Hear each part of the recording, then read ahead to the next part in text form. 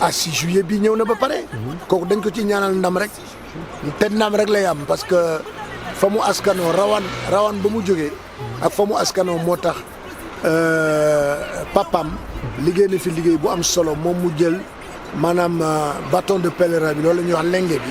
mu jël ko di ko yóbbu fu rafet fu sori la ko yóbbu wax dëgg yàlla moom Momo Dieng am nañu yaakaar ci moom trop di woo sénégalais yëpp aussi le 6 juillet ñu ñëw CICES bari fa lool déglu parce que xale bu am solo la ci musique sénégalaise aujourd'hui mënuñu wax musique sénégalaise aujourd'hui avec la nouvelle génération te duñu wax ci Momo Dieng Momo Dieng dina def na liggéey bu rafet yàlla na yàlla def na concert bi mu def CICES mu am fa succès bu wonderful jaajëf merci.